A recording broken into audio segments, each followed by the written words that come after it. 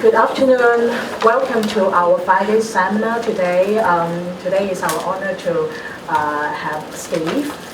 He is the Associate Dean from the Faculty of Law, and he is also specialized on the underwater cultural heritage law. And I know Steve, I think in 2013 in Hawaii, I think. Yeah, we met each other in the international conference on underwater archaeology. So this is our pleasure to have him here to give a very interesting talk.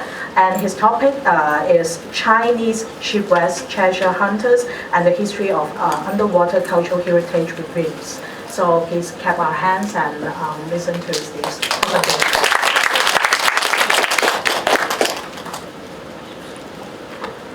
Right, good afternoon everyone, and thank you very much to Sharon for allowing me to come along and talk to you today. Thank you all for turning up. Lawyers always have a problem with being unpopular, so it's nice to see people turning up for a lawyer to speak.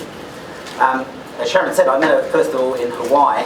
It's one of the reasons that I think I've become more interested in heritage law, because heritage conferences tend to be in nice places.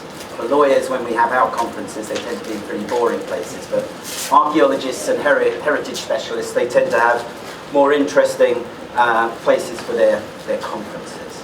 I teach two topics, or two subjects in the law school. I teach a property law subject, equity and trusts, and I teach an elective on art, antiquities, cultural heritage and the law. So one of the topics we deal with is underwater cultural heritage. And this talk, well, it's based upon a talk I originally gave for a seminar series that we give on Greater China legal history. And what I wanted to talk about, which is hopefully what we'll get through today, is generally a bit of the history of the law to do with the law protecting underwater cultural heritage, in particular of course REC, and developments in international law, and then the law in Hong Kong, and a little bit on the law in China as well, and perhaps how they all interrelate and perhaps where they're heading, although that's quite a lot to cover in the time. I've got quite a few slides, but most of the slides are just pictures, so don't worry too much. There are a couple of slides with words in there. That's just where we get into the sort of maybe the law in itself, and I don't want to bog down too much in the law because the law is pretty boring, really. It's the stories around the law that's actually interesting. My email is there. If anyone has any questions at any point, I'm very happy to take any questions. Hopefully we'll have time at the end, but also afterwards at any point. And also, if anyone's interested in the slides, then I'm happy to send the slides to anyone as well.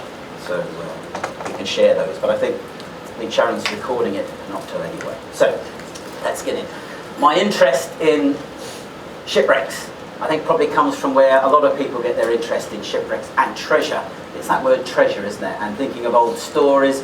For my age group, it would be old films such as Treasure Island. I don't think any of you have probably seen this old film of Treasure Island, or the Jules Verne novel 20,000 Leagues Under the Sea.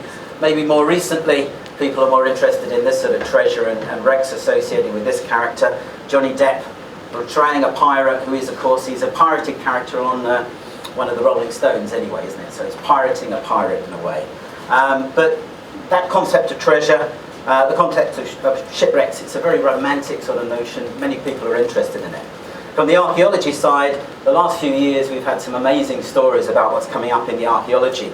So in April of this year, we had the announcement from Turkey that they said they'd found the world's oldest shipwreck. They think it's about 3,600 years old, a cargo vessel, copper ingots on board.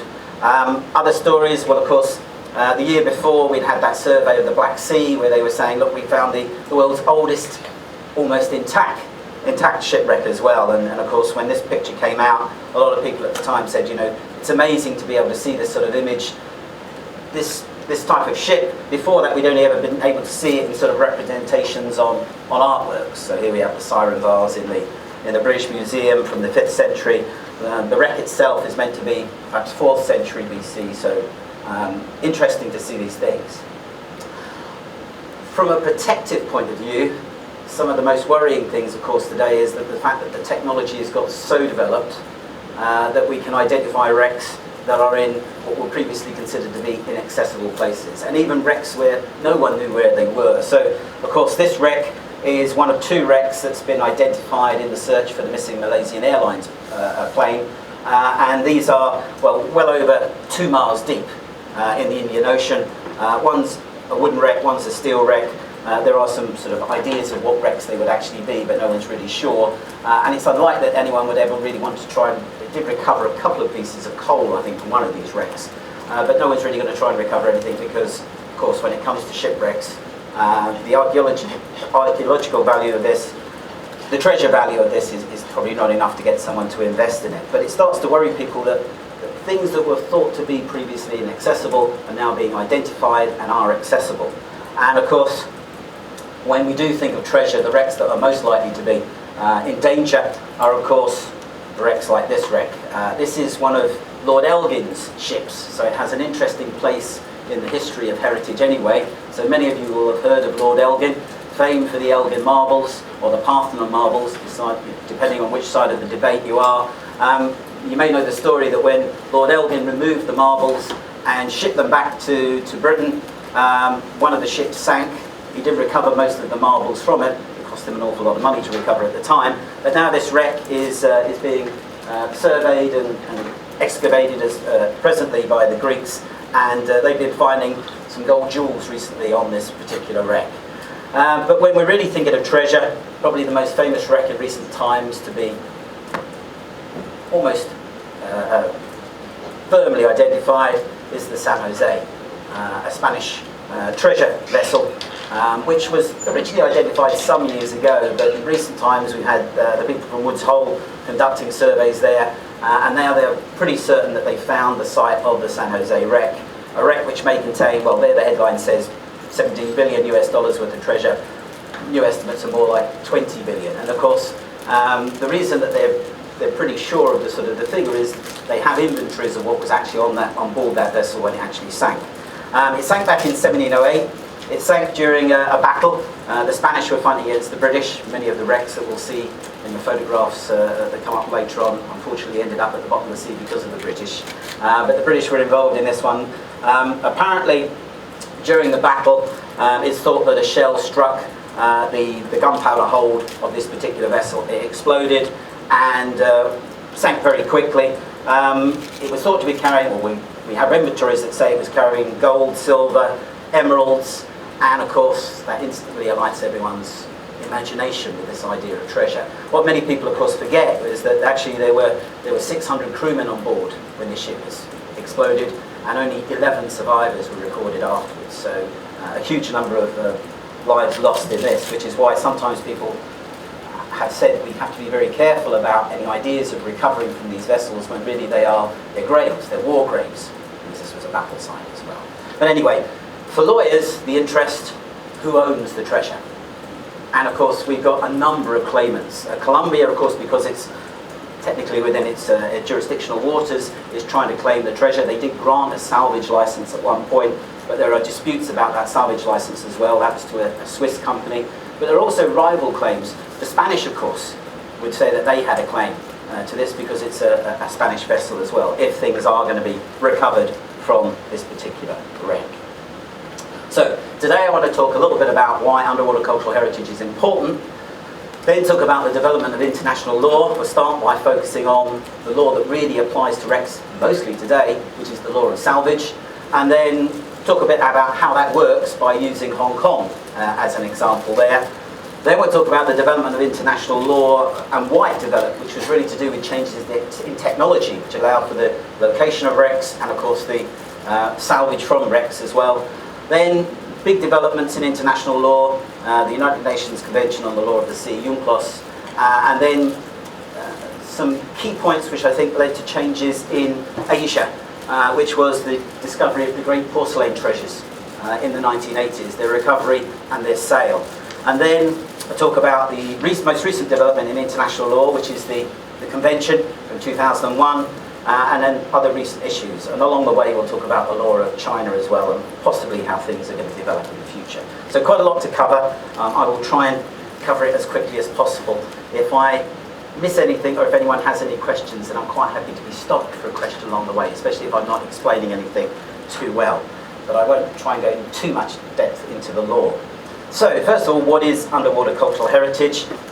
I think there is some confusion about this because a lot of people have an idea of what they would think of as being cultural heritage, and from that what underwater cultural heritage is. So most people would think of wrecks, of the treasure, of the cargo that was on the wreck as well. They might start thinking about submerged cities, they might start thinking about other things linked into this as well. But of course, for lawyers, we usually go and say, well, let's go to the law. Let's go and see what the law actually says. And of course, the law we have that identifies underwater cultural heritage is the UNESCO Convention on the Protection of Underwater Cultural Heritage from 2001, which refers to the importance of underwater cultural heritage. In that opening statement, it's an integral part of the cultural heritage of humanity. All traces of human existence having a cultural, historical or archaeological character which have been partially or totally underwater, periodically or continuously for at least 100 years. And then it gives us a non-exhaustive list. Science structures, buildings, artifacts, human remains, together with their archaeological and natural context. Vessels, aircraft, other vehicles or any part thereof, their cargo or other contents, together with their archaeological and natural context and objects of prehistoric character.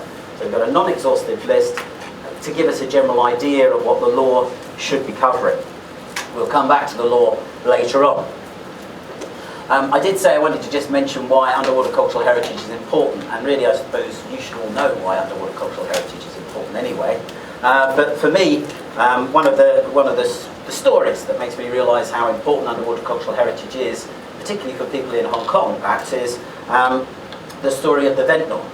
So I'm not sure if you're familiar with the story of the Ventnor. The Ventnor was a ship which was, as it says at the top, bound for Hong Kong back in 1902. It had left New Zealand. It was coming to Hong Kong with a very unusual cargo. It had on board the remains, the bones of 499 Chinese miners. And these miners had been working in the goldfields in Australia and New Zealand. Their wish had always been to return to their home villages for burial. And of course they'd been interred in New Zealand, but a Chinese charity had paid for them to be exhumed, for them to be put in containers, and then for them to be loaded onto the Ventnor and then returned. Hong Kong was always a sort of a transit point for a lot of these shipments, and there were quite a few of these shipments from around the world because of the Chinese diaspora at the time. With people sort of dying abroad, not having enough money, perhaps to have their own remains returned. So charities would focus on Hong Kong and return them. Anyway, unfortunately this vessel sank, and it became quite a headline news at the time back in 2012, when the Ventnor Project group had identified this, and a lot of people were quite concerned, expressed concern in the newspapers about, well, are these archaeologists going to interfere with the cargo, with the human remains? And of course, it had been very clear from the beginning that actually the people involved were not trying to interfere with anything, and had the blessing of descendants of the people who've been identified as being on board to actually conduct the investigation. And through their work, they actually got protection for this particular wreck. The wreck itself wouldn't have been protected under New Zealand's standard laws protecting underwater cultural heritage, so they lobbied and they got protection for the wreck.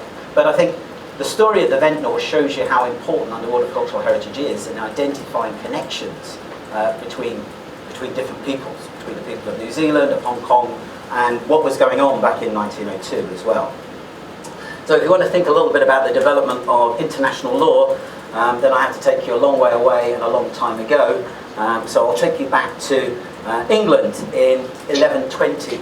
And really, as you might expect, the development of laws involving shipwreck, which is really what this is about, came about because of a very famous shipwreck.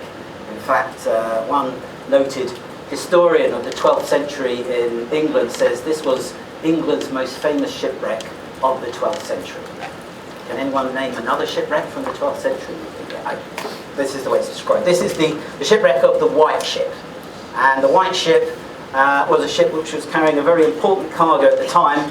It was carrying the heir to the throne of England.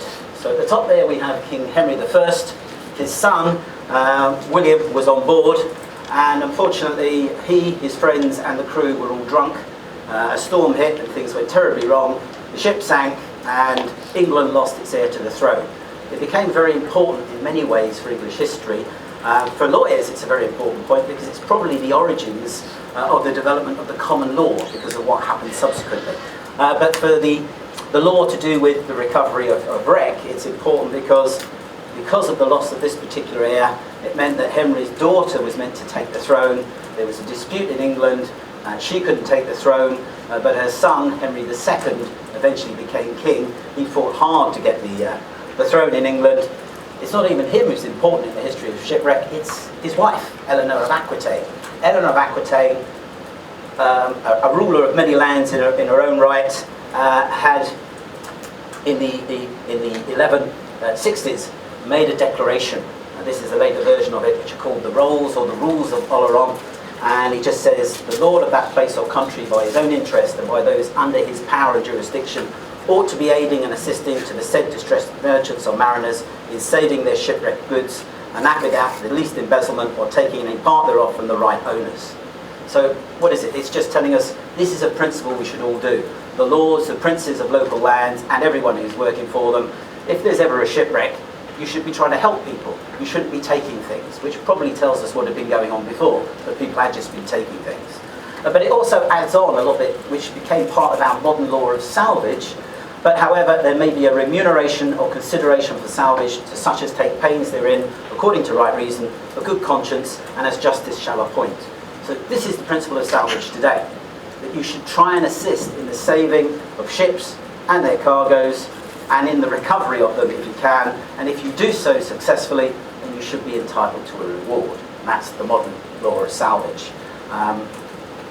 So, the law of salvage, part of the law merchant as it's termed, probably, for lawyers again very interesting, one of the first truly international private laws. A law that affects private property, which was run out internationally at the time, particularly in Europe, of course. And we got a couple of quotes there about what it's actually about. Lord Mansfield, who was a very famous lawyer in England in the middle of the 18th century, said, maritime law that involves the law merchant is not the law of a particular country, but it's the general law of nations. And that's why around the world we have got this sort of general principle. Most jurisdictions have a principle of salvage. The development of the law of salvage really followed the ability to salve, to actually save wreck. And of course it's linked to those three factors there. The value of what is to be recovered against the cost of recovery, and that includes the risk of recovery as well. The technology available, that's why we need to look at the technology development, and the insurance industry. As with many things to do with law and liabilities and recovery, then the insurance industry plays a big part in this. So, the history of salvage, well, as it says there, it's likely that the first ship launched sank, and that someone tried to save it, or anything of value on it. And if they couldn't save it, and they couldn't get the cargo back straight away, well then people would often go back to try and get anything of value away from it. That would have been the normal practice, I think, for humans. We've always tried to recover things of value. Again, balancing that against the risk of actually recovery. So the history of salvage links into the technology. People often point to this as one of the first sort of big technological developments in underwater exploration. This is the sort of legend of Alexander the Great, the king of Greece, being lowered in a diving bell into the Mediterranean. Some sort of contraption which would have allowed him to see what was going on around him with a limited airspace, and he was meant to have done this. It's probably not true. This is probably just a legend. It's more likely that this was going on in the 15th and 14th centuries when this particular illustration was made. It fitted a particular narrative that the people actually, the Europeans who created the legend actually wanted to at the time. The first documented development of technology is, of course, of the diving bell itself in this sort of system. And, of course, one of the most famous sort of recoveries is of items from the Vasa. So you may have heard of the Vasa. The Vasa was a Swedish ship which sank in 1628. The usual reason for sinking at the time, a well-designed ship which had been well fortified. It was a warship, but unfortunately the King of Sweden at the time decided that his ship needed to have more guns on it, and even though the people who were involved in the design and construction said, well, we're a little bit worried about overloading, the king said, nonsense, put bigger guns on and more guns, and of course eventually things went terribly wrong.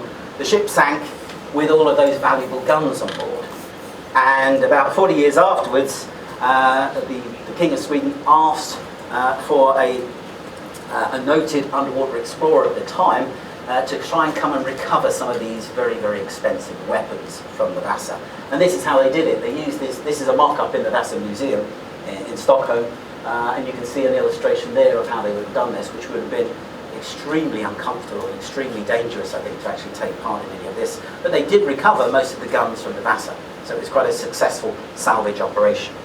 Another noted salvage operation occurred over in the Caribbean, and this was an Englishman, Sir William Phipps, who in 1687 identified a wreck which later on turned out to be a Spanish treasure ship, which had sank in the Caribbean. He recovered at the time what was estimated to be about £200,000 worth of treasure. He had letters of authority to do this, letters of marque to do this from the then King Charles, originally Charles II, then James II.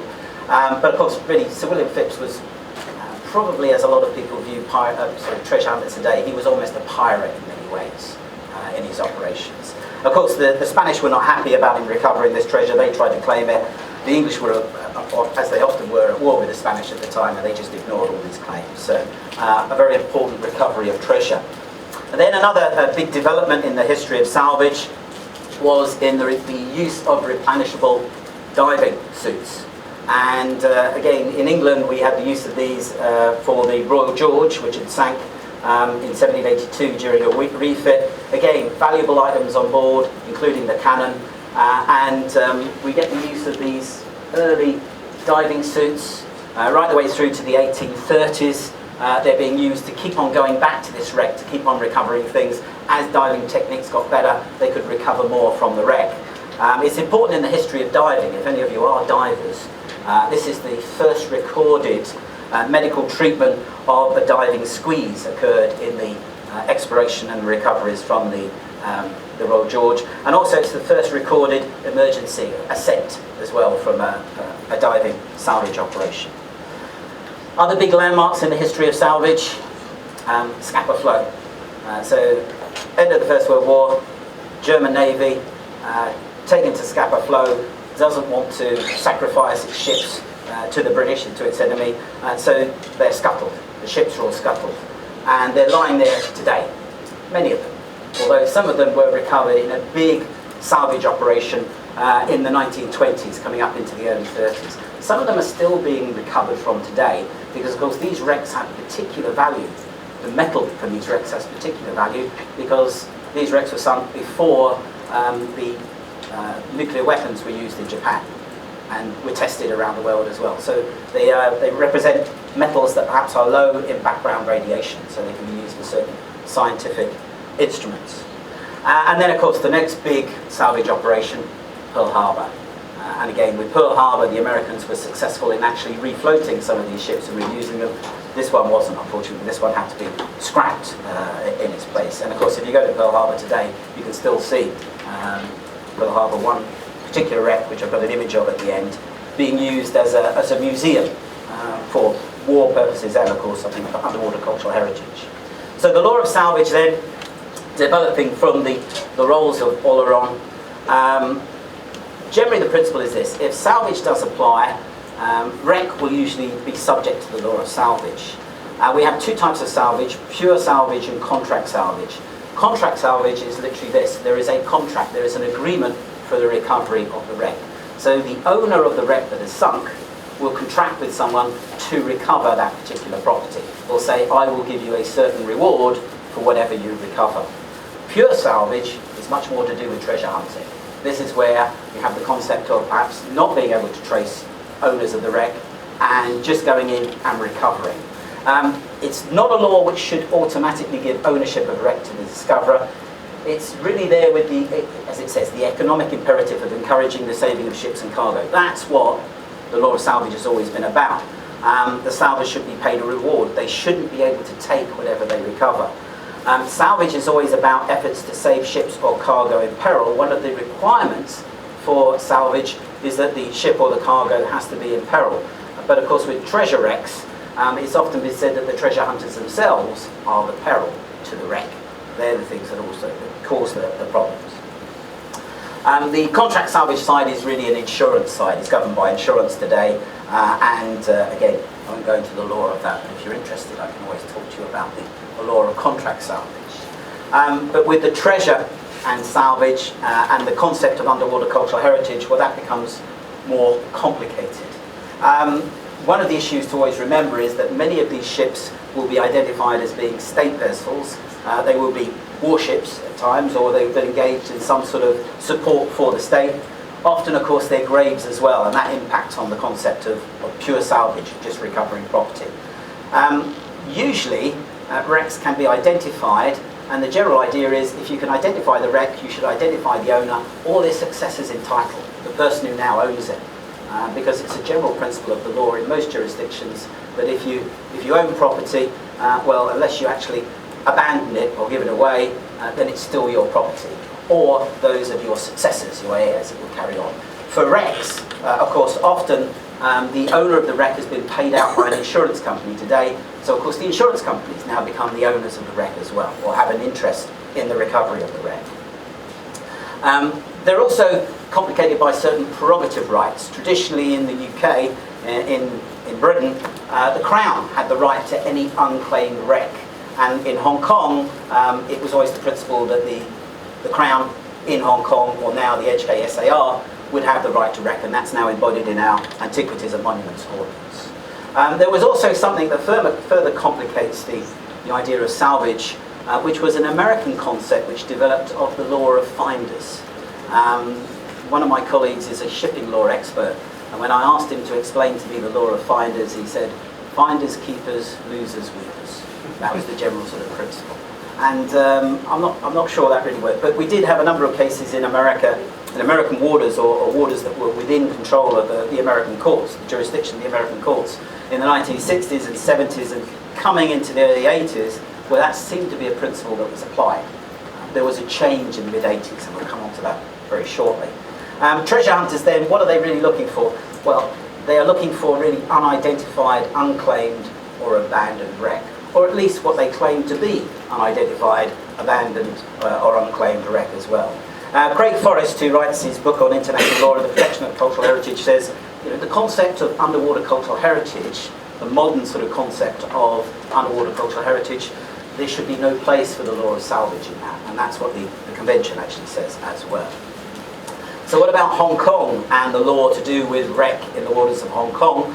Well, Hong Kong, traditionally known by the Portuguese as the Islands of Thieves because of the predominance of pirates in these waters. Long history of links with the sea. Hong Kong wouldn't exist, would it really be, without the sea trade. As a colony for the British, its importance was only as a harbour. That was really what they were looking at, as a port, a transshipment point, a trade focus. But it's got a longer history, a much longer history than this. And of course, this is the floor in the museum down in the Kowloon Park, which I think the recovery from Penny's Bay, I think all of the items there, which again shows that long sort of links to the sea. For us, probably the biggest salvage operation ever in Hong Kong waters was, of course, at the end of the Second World War, where the British had to try and recover the wrecks that had been sunk in the harbour. At the end of the war, it was estimated there were over 230 wrecks in the harbour, and of course the immediate thing was to try and get the harbour operational again. You needed to get rid of the wrecks. Not all of them, it seems, were removed, were they, at the time. Other notable sort of operations of recovery in waters in Hong Kong include this one. I put up a picture of James Bond because if you've ever seen any of the old James Bond films, you'll see pictures of this particular wreck, which was a wreck, a ship that mysteriously caught fire in Hong Kong's waters. I think some of the wreck is still down there at the bottom of the sea. I think they didn't remove all of the boilers from the wreck there as well. Hong Kong's problems for underwater cultural heritage, well, apart from the general problems that people have with underwater cultural heritage, our biggest problem is, of course, reclamation. I'm sorry for the darkness of this picture, but I took this picture myself. If you are interested, it's a cannon which is on display in Exchange Square. So you may have seen it as you're going up and down on the escalators in Exchange Square. The cannon's on display, and it really epitomises the problems for Hong Kong's archaeologists often when they are searching for underwater cultural heritage. because of course this cannon was discovered in 1982 when the foundations for Exchange Square were actually being put in, but we're not sure that cannon was ever there originally, because of course the land that Exchange Square is on was actually reclaimed back in 1960. So the soil that was actually brought in and put there, the cannon may have come along with that, so it may have come from elsewhere to actually be infilled at that point. It's a Portuguese demi-culverin, dating probably from the early 1700s, and all we know is there was a cannon there in 1982. We have no further information about how it got there or any of the sort of the context of how it was used. And so Hong Kong's legal framework. Jurisdictionally, our extend for 3 miles. We're an enclave in China's jurisdictional waters. There are 3 main ordinances that affect wreck in Hong Kong waters: the Environmental Impact Assessment Ordinance, the Antiquities and Monuments Ordinance, and the Merchant Shipping Collision Damage Liability and Salvage Ordinance. So let's try and sort of see how they fit together as quickly as possible. For protection before excavation, before identification of underwater cultural heritage, well then it's the Environmental Impact Assessment Ordinance. It's important. The Environmental Impact Assessment Ordinance, as it says there, specifies in its technical memorandum that heritage impact assessments should be carried out in the early planning stage.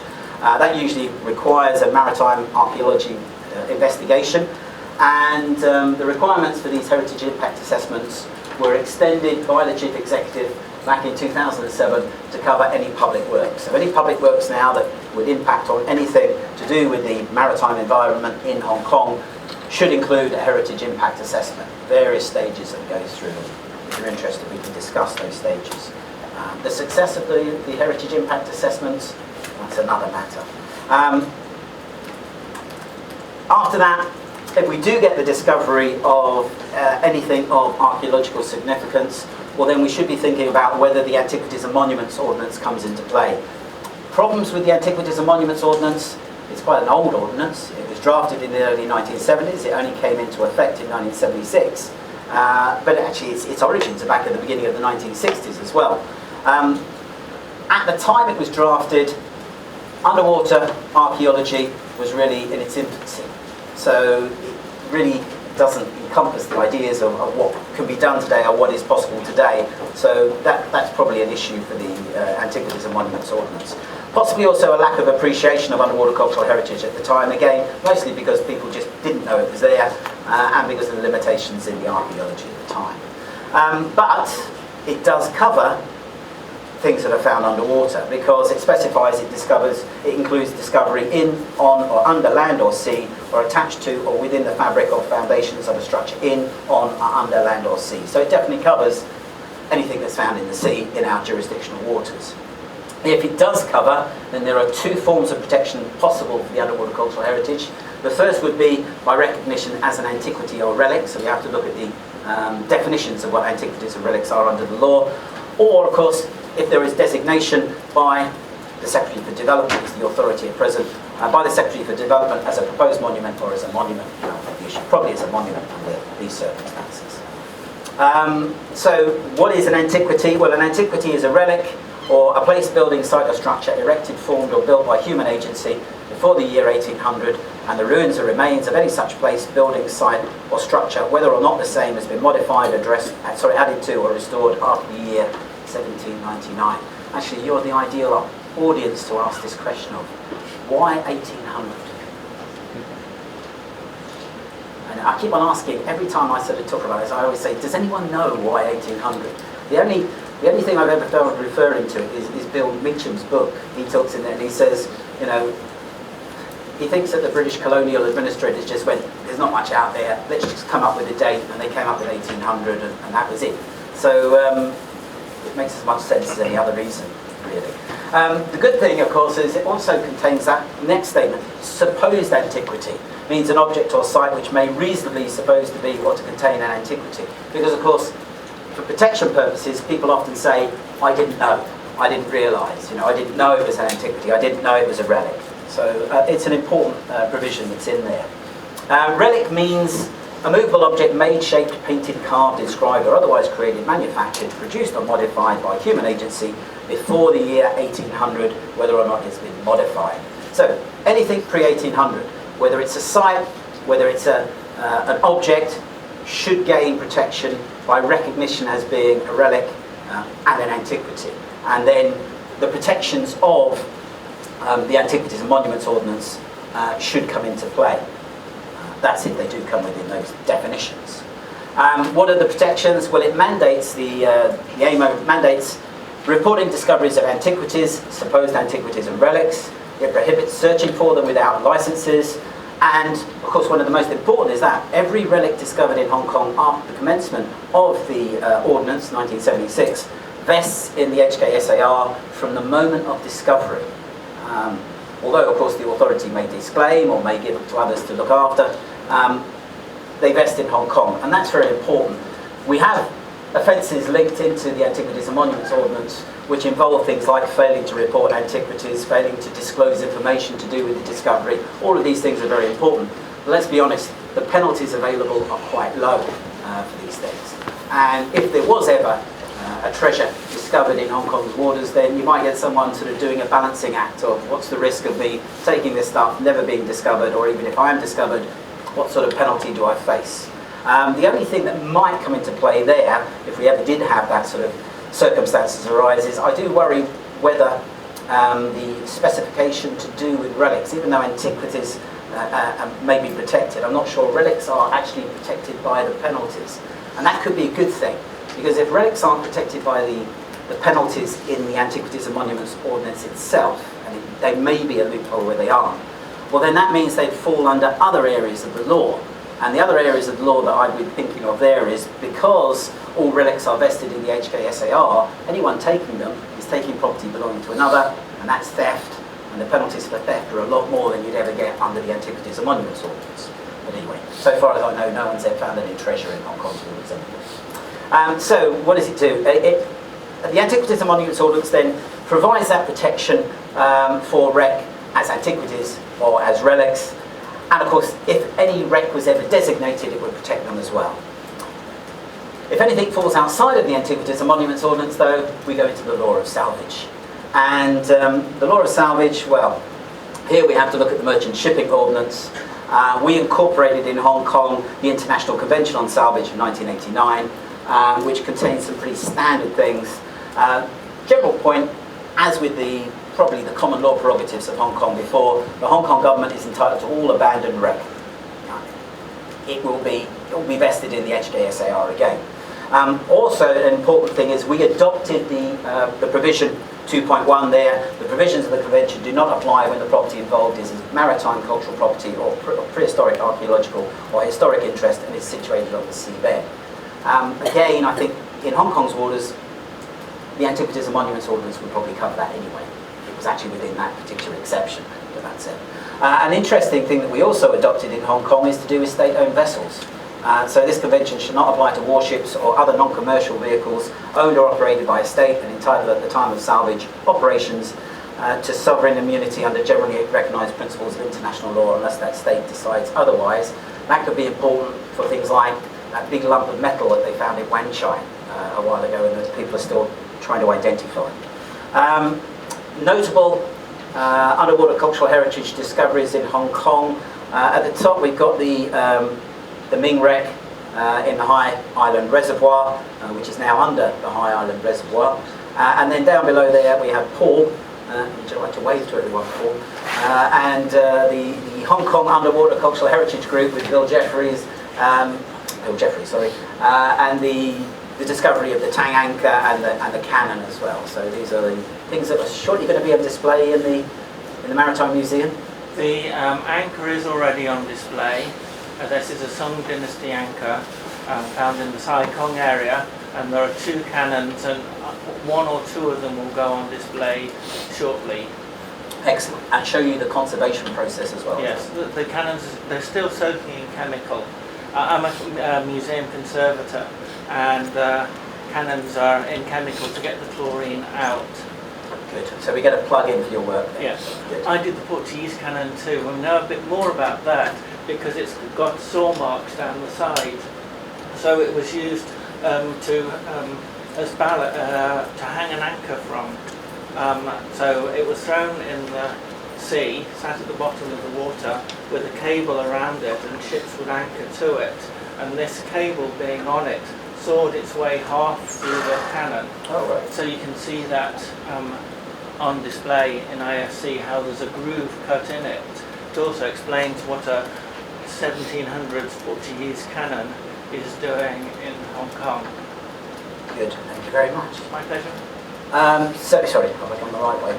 That's it. And of course, is this the elephant in the room at present? I don't know. But anyway, we may or may not have part of HMS Tamar, which is being investigated by a team at present, I think, isn't it? The identification of this.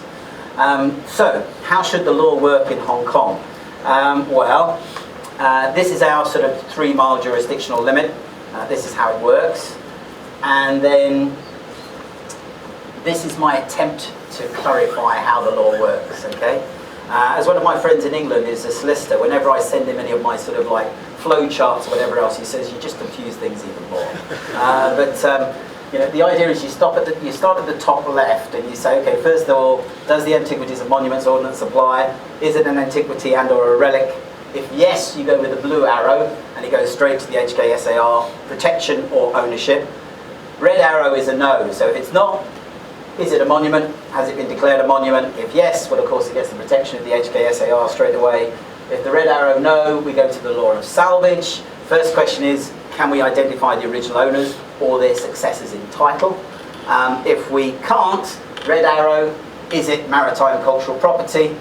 If yes, it goes to the HKSAR, good news. If no, it goes to the HKSAR as well. So that just seems to be HKSAR. Actually, most arrows go to the HKSAR, these things, unless we can identify original owners. If we can identify the original owners, we come down to the bottom. Is it a warship? Does it get, and you have to remember, in Hong Kong we have absolute sovereign immunity because of the interpretation of our laws in Beijing. So we have absolute sovereign immunity. It should mean ownership would vest in that state. That's the blue arrow at the bottom. If not, has it been abandoned? If it hasn't been abandoned, well then it still vests in the original owners, and any recovery operation they would have to pay salvage for, subject to the agreed salvage rates, which there is a scale of agreed salvage rates as well.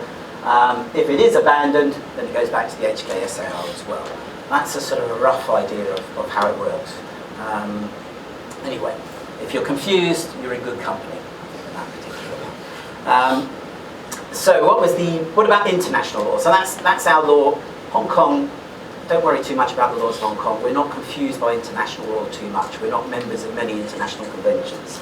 But international law, well, that really developed because of changes in technology. And probably the most important development to do with underwater archaeology was, of course, the development of the self-contained underwater breathing apparatus, the scuba, and the aqualung Jacques Cousteau.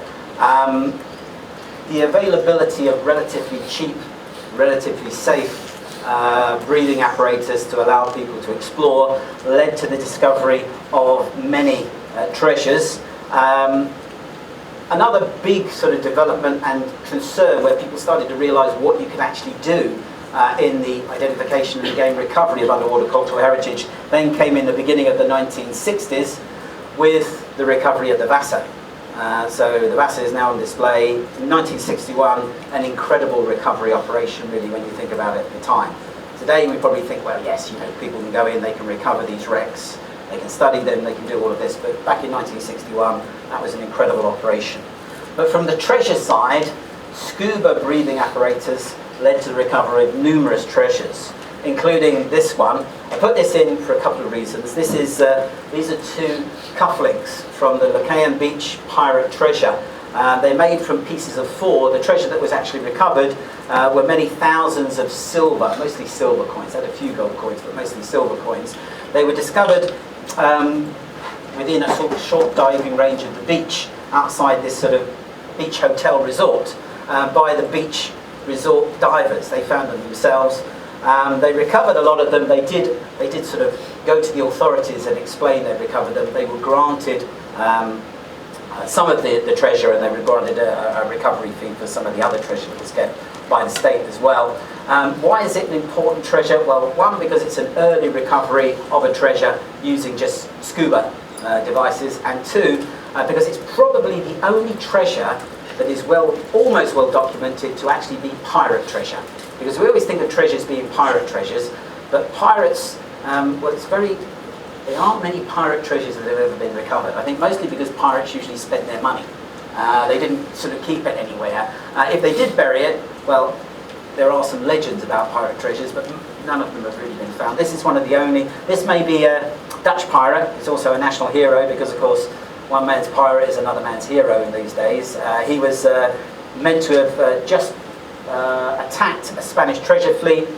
He took 3 of the ships, later sunk the 3 ships, took all the treasure off.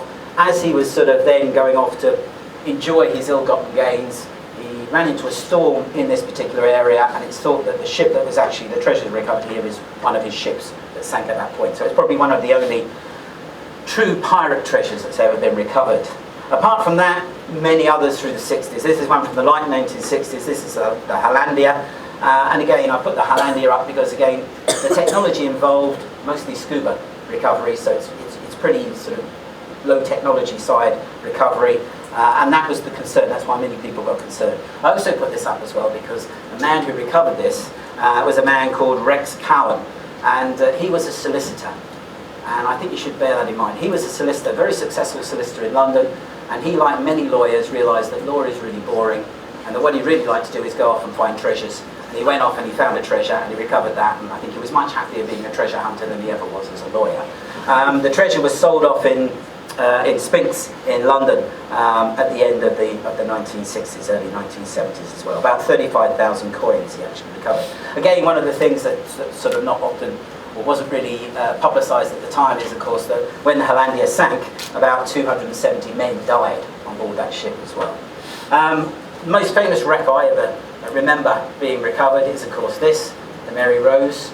So I was at university when this was being recovered, and I was meant to be at university actually that day when it was actually being lifted, but of course I didn't go to my lectures or anything else. I just sat watching television, watching this. I'm not encouraging you to avoid your lectures or anything else, but it was far more interesting to watch the Mary Rose being sort of lifted out of the waters than going to my economics degree at the time.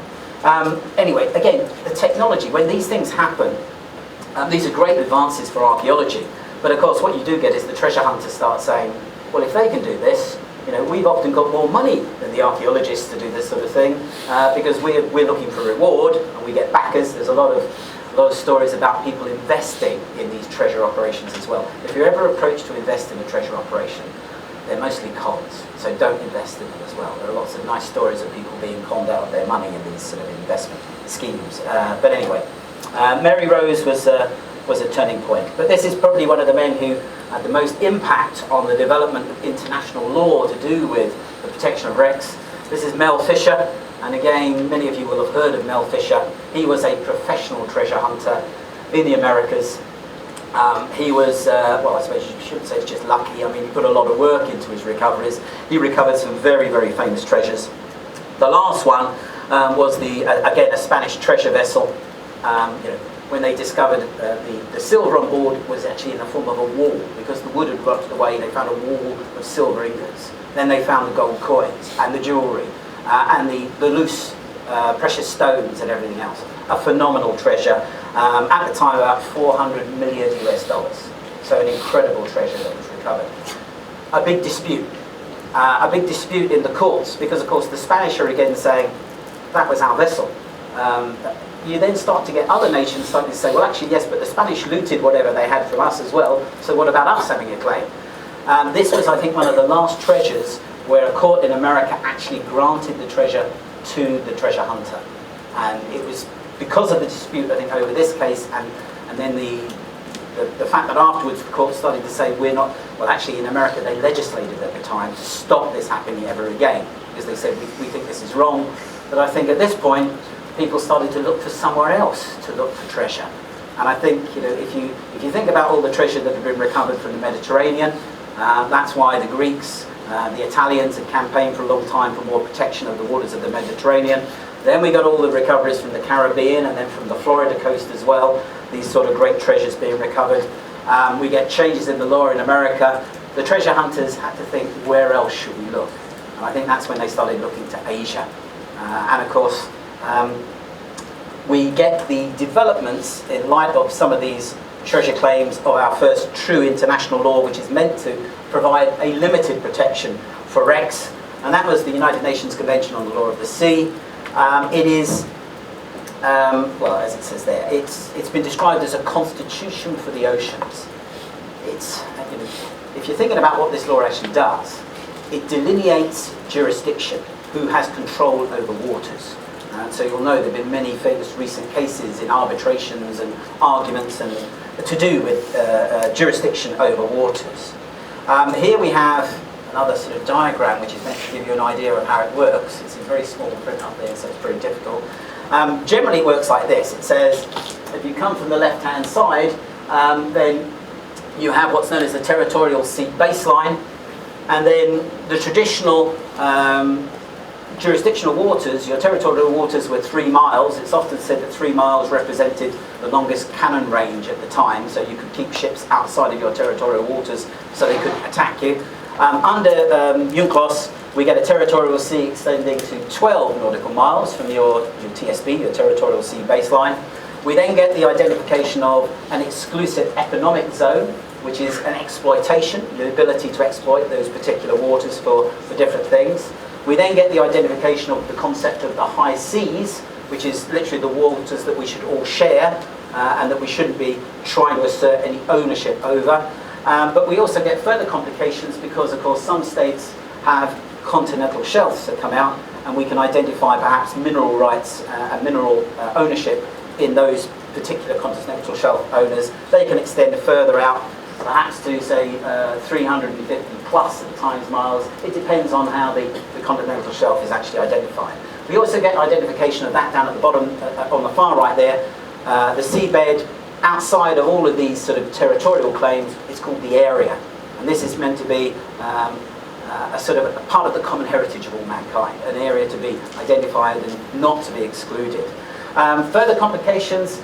You can exclude people within your exclusive economic zone, also from your what's called contiguous zone up there as well, which is again a further sort of 24 miles on top of your territorial waters. So we get further exclusion rights. And that's what UNCLOS is all about. Who owns the waters? Who can use them? Who can exploit them? Why is it important for heritage? Well, it has 2 articles which actually sort of refer to what today we call underwater cultural heritage. 303, which talks about archaeological and historical objects found at sea, and just says states have the duty to protect objects of an archaeological and historical nature found at sea and shall cooperate for this purpose. In order to control traffic in such objects, the coastal state may presume that their removal from the seabed in the zone referred to in that article without its approval will result in infringement within its territory or territorial sea. So that just means not just your territorial sea, but you can come out to that contiguous zone as well. So if any other state, anyone tries to remove things from your territorial waters or your contiguous zone, then you can take action to protect that particular heritage.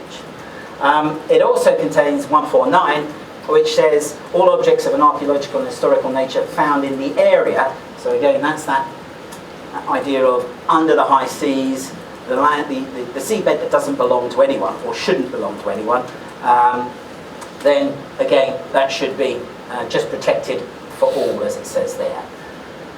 Limited protection, very limited protection. And I'm not aware of any cases where this has actually been invoked to actually protect heritage in any way. It may have been mentioned, but a lot of international law is at best aspirational rather than effective. It's not that effective at times. Big problem, as soon as UNCLOS was announced back in 1982, it only came into effect in 1994.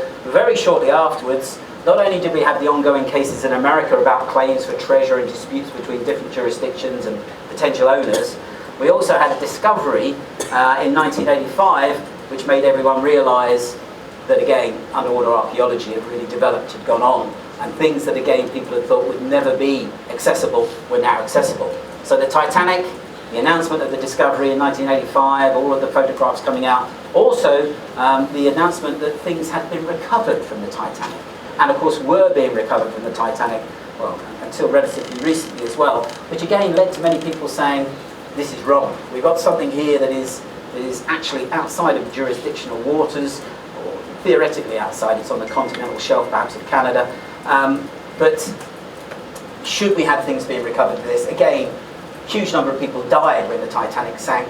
And of course, we've had recent images being released, which actually purport to show perhaps the last resting place of people who were on the Titanic. So there were questions about recovering things from the Titanic. So almost as soon as UNCLOS came in, with its two very limited provisions, people realised that international law wasn't really doing very much. And of course, at this point, people were starting to get together and say, well, maybe we need something else. We need a stronger law between nations to actually protect underwater cultural heritage. Also, as I said, because of the changes that have gone on in the United States and concerns about underwater cultural heritage and disputes between states of origin of the ships where these cargoes were being recovered from, we get that move, I think, coming over to Asia to exploit heritage in Asia, underwater cultural heritage in Asia. And that's really, I think, highlighted by the disputes over the great porcelain treasures. So again, I'm sure many of you will know the stories of many of these treasures. When treasure hunters came to Asia, they were of course looking for gold, they were looking for silver, and instead they found blue and white treasure.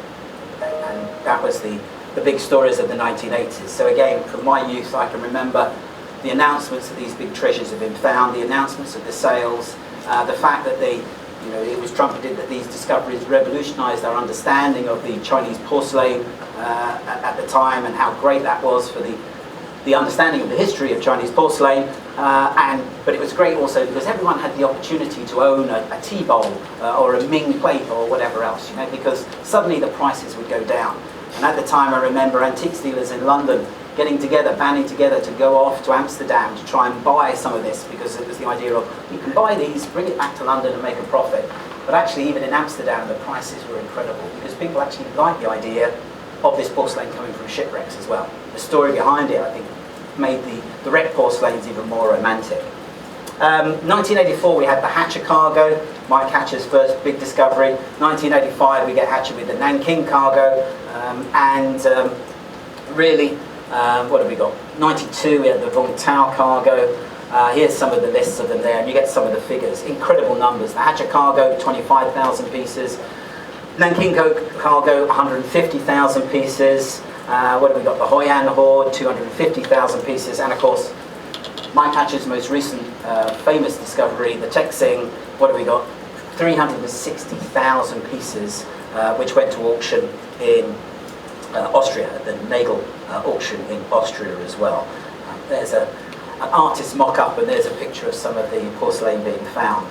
Again, for me, the Tek Sing was an interesting one, because the Tek Sing isn't that old a wreck in many ways.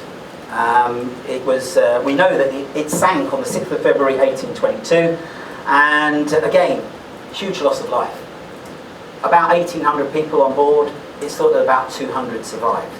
So again, there were issues. If you read any of the accounts, even Mike Hatcher's account of the recovery, it talks about his divers being worried about finding human remains, because it's not that old a wreck, and there was a possibility of finding human remains as well.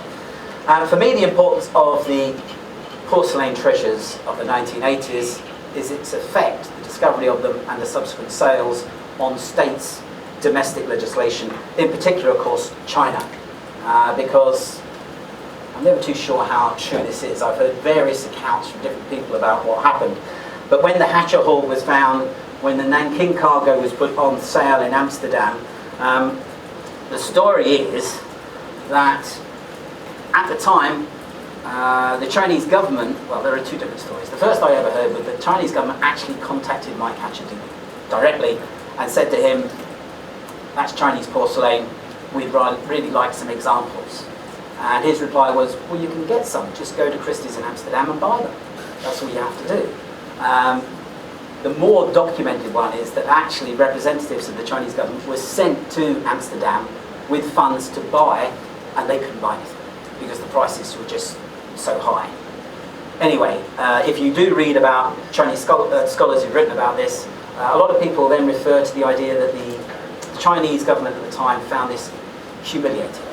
The fact that the Chinese porcelain was being discovered and they had no say in this porcelain at all, and that it was being sold off just to the highest bidder with no sort of idea of, well, perhaps even a representational survey could be given to the Chinese people or whatever else, and they had to do something about it. Something had to be done. It was, one Chinese scholar links it into the century of humiliation, the continuation of that sort of idea of humiliation. Anyway, we get 1989, the regulations concerning the management and protection of underwater cultural heritage, a quite rigorous protection policy, which in many ways, I think there are a couple of elements here that are quite questionable. Just quickly to run through them for you. It just identifies what underwater cultural relics are, human cultural heritage and historic, artistic and scientific values, remains in the following waters. Down at the bottom it clarifies they only apply to objects that have remained underwater since 1911, and have nothing to do with important historical events, revolutionary movements or renowned personages. So it identifies the 11 revolution as being the sort of the cut-off date. Then it specifies the jurisdictions, and there are a lot more provisions, so there's a lot more to this. But if we start, number one, all the cultural relics of Chinese origin or of unidentified origin or of foreign origin that remain in the Chinese inland waters and territorial waters. So China says any wreck in our waters, that counts as an underwater cultural relic, this in China. That doesn't matter if it's another state, if it's a naval vessel or whatever else. That seems to be that interpretation of the provision. Second, cultural relics that are of Chinese origin or of unidentified origin that remain in sea areas outside the Chinese territorial waters but under Chinese jurisdiction according to the Chinese law. So if we go back, is it there? So China asserts sovereignty over the continental shelf and the waters above it, so that would come right the way out to the end of the continental shelf, and in some places perhaps even a little further as well. So that's quite, again, a wide assertion of jurisdiction. And then the last one, cultural relics of Chinese origin that remain in sea areas outside the territorial waters of any foreign country, but under the jurisdiction of a certain country or in the high seas. Now that really is a strange, because that says if there's a Chinese ship in someone else's jurisdictional waters, then perhaps we could have a claim to that as well. Again, I've never heard of it ever being asserted, but that seems to be the wording. Anyway, sorry, I should have used that one. What did happen in the late 1980s and coming through into the 90s and of course into the 2000s is that China has invested heavily in its underwater cultural heritage. And many different reasons for this. But a lot of spending, a lot of publicity, recognition of it being an important resource, if you like, and very useful. 2009, we get the Chinese National Conservation Center for Underwater Cultural Heritage established as well, and again, many of you will know about all of this as well. And we get things like this. We get the Nanhai #1 museum, we get the discovery of this wreck back in the 1980s originally, recovery of some items. At the time it was a joint operation between some British archaeology teams and some Chinese archaeologists as well. Then we get 2007, we get the raising of the wreck, which is a phenomenal operation again. When you consider, rather than doing the standard thing that happened with the Vasa or with the Mary Rose, where you sort of excavate, you then sort of try and put things around and you lift the wreck out. This is, let's just cut the seabed and we'll take the whole thing with it. And we'll have the excavation carried on in the museum premises. So here we get the raft with the wreck on board in the seabed, and the excavation is ongoing. And the identification of this as the Maritime Silk Route Museum, the first wreck on the Maritime Silk Route. A nice political statement that comes out of the heritage as well. And of course, the interest that's then gone on in the Ming voyages of Admiral Zheng He and the financing by China of many operations around the world now, archaeological investigations and teams being sent out to Sri Lanka, to East Africa, to work on developing the identification of wrecks that were part of this Maritime Silk Route. So China, I think, heavily influenced by the porcelain wrecks, we get the development of quite a protective underwater cultural heritage regime. International law then, well, they developed, as I said, because of the concerns that UNCLOS really didn't offer any protection. We get the development of the convention in 2001. Lots of parties had lobbied for this for a long time. European groups like, well, Greece, European states like Greece have been lobbying for some sort of stronger protection since the late 1960s. But we now get, I think, more concern, as I said, particularly when the identification of things like the Titanic and the idea that the Titanic wouldn't have any legal protection. We get the international community coming together for the convention. And again, not to go into detail about what the convention does, but just very briefly, what does it provide? For states that sign up to the convention, there is an obligation to preserve underwater cultural heritage. The first option should always be in situ preservation. And that's been one of the concerns for some states about why they should sign up. They're worried that if they do sign up, they won't be able to recover wrecks. No commercial exploitation. As Craig Forrest says, underwater cultural heritage and salvage, they just don't go together. So there should be a prohibition on salvage operations for underwater cultural heritage where people are going to get rewards or actually be able to take the heritage themselves. Human remains to have special treatment. It provides rules for the investigation and protection of underwater cultural heritage, cooperation, protection, management and information sharing. It's got sort of wide aspirations, but also some quite hard principles in there. It's quite unusual, I think, in international conventions, because my general opinion, being a property lawyer, I like laws that actually work against property. So international law for me is very disappointing most of the time. It doesn't really do very much. It's all about we'd like to do this or we should do this.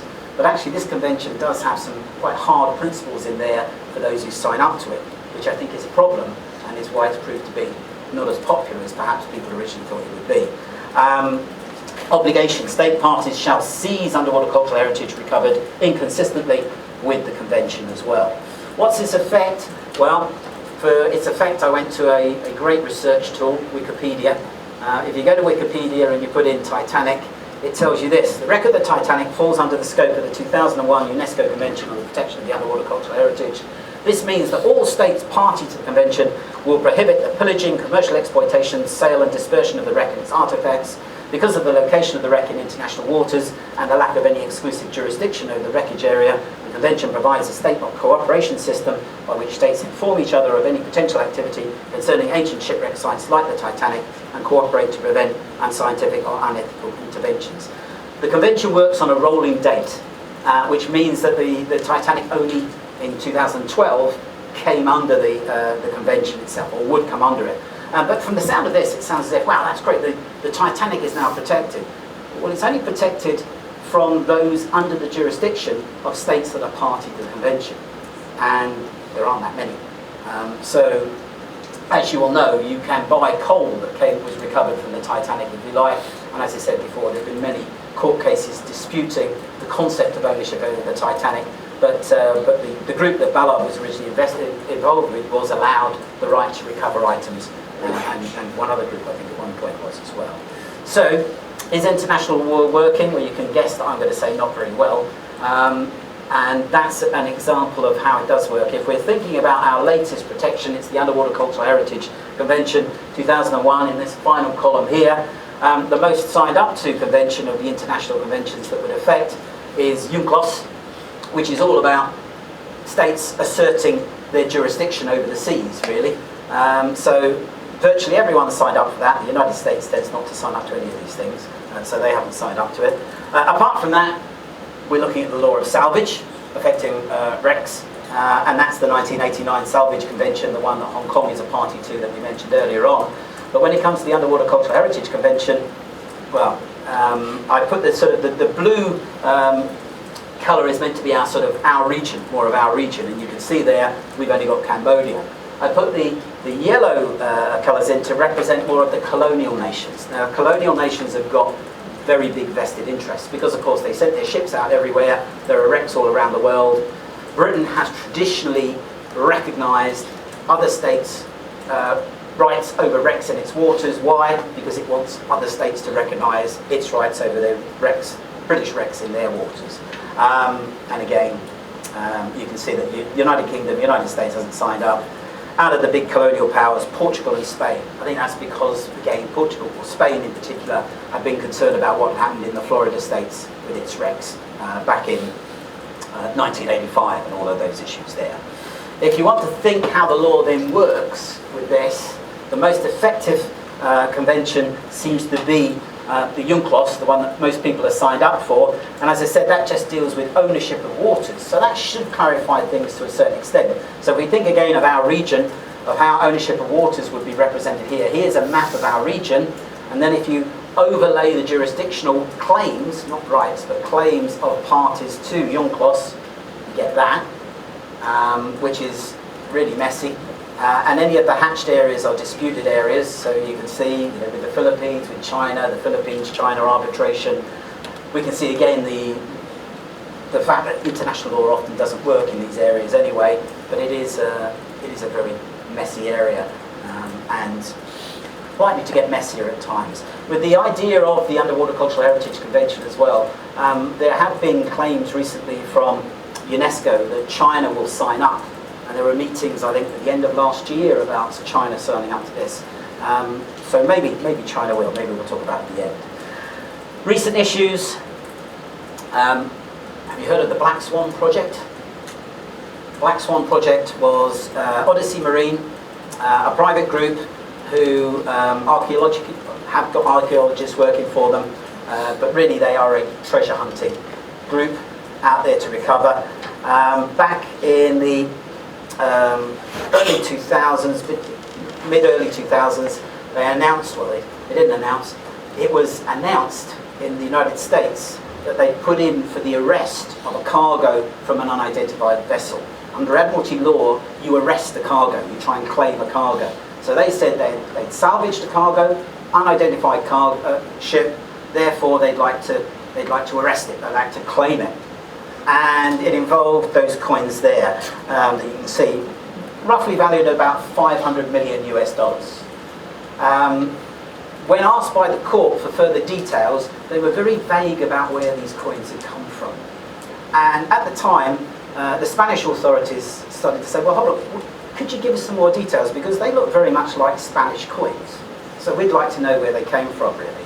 And of course, Odyssey said, well, they came from somewhere in the Atlantic.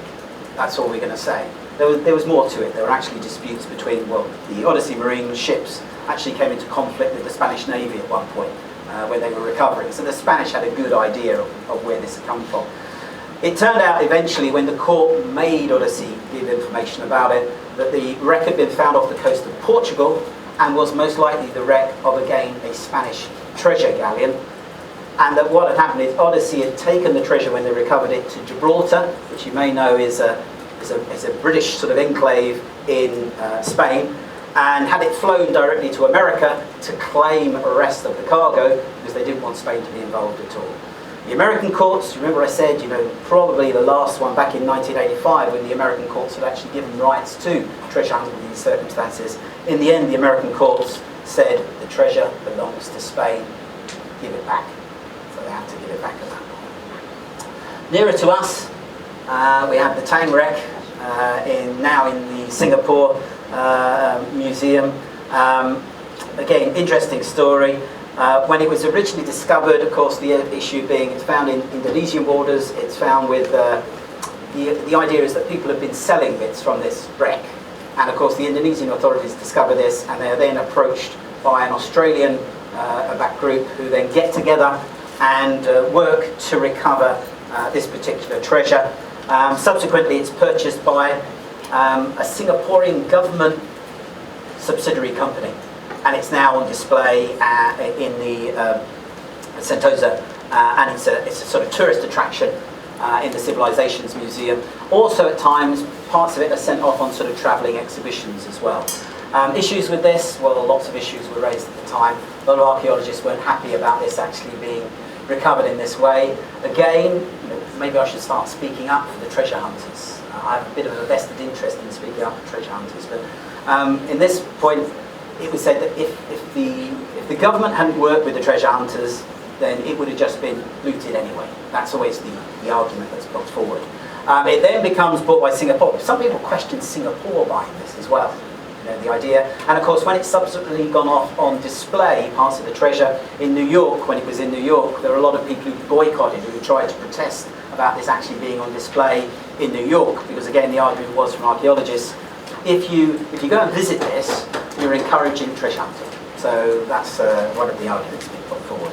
Other issues to do with our area, again, has been the missing naval ships. The fact that a lot of these ships, the Second World War, the First World War ships, mostly Second World War now, are being recovered for their scrap metal.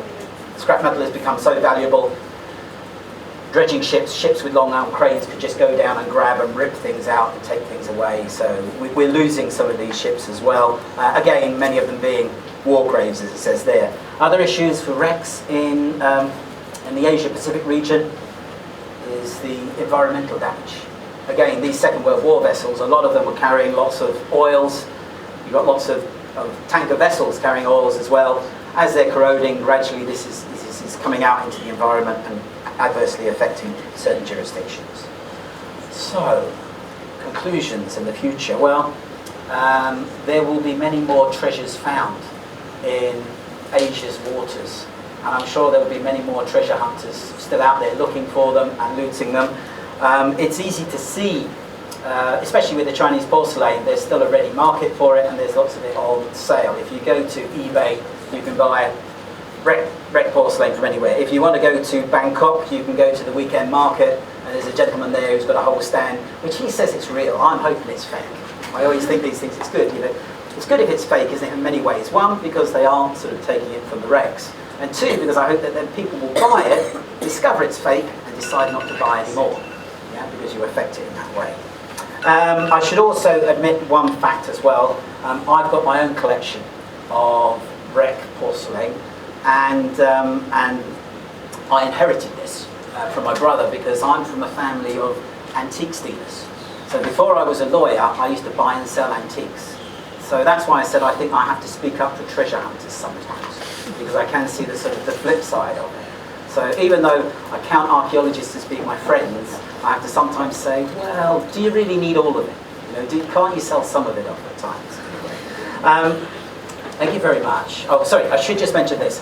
Hong Kong Maritime Museum has a lovely proposal that they put forward a number of years ago for a survey of Hong Kong's waters. And I try and promote it, even though I'm worried it's a little bit out of date now, because their budget at the time was for 3 billion Hong Kong dollars to survey. This was with Bill Jeffrey doing the survey of the waters. And you do think, wow, that sounds like an awful lot of work. But if anyone has got $3 million, give it to the Maritime Museum and fund them, because they can do some good work with that. Thank you very much.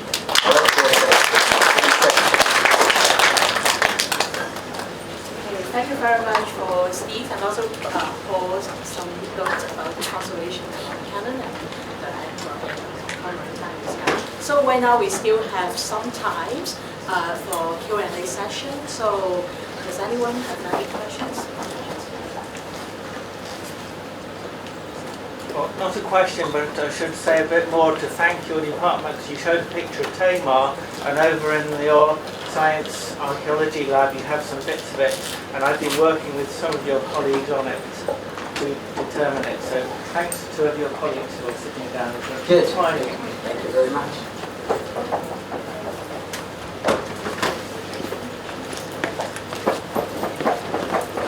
Can I ask a question about, because you talked about the China policy on the underwater archaeology. So do you think that is something related to population? I think definitely. I think early on it was realised that this was an important sort of link between different states on the Maritime Silk Route, the Belt and Road Initiative. You know, to be able to point to wrecks off the coast of East Africa and point to a long association is quite a nice way of sort of joining nations together for that particular initiative. When I went to Beijing in December, completely different from the underwater cultural heritage. I had my first visit to the National Museum there, and in one of the galleries there's now an African gallery. I don't know if you've been in there, which stresses the long association of China and Africa together. I think these are all sort of now things linked into that. It makes sense in many ways.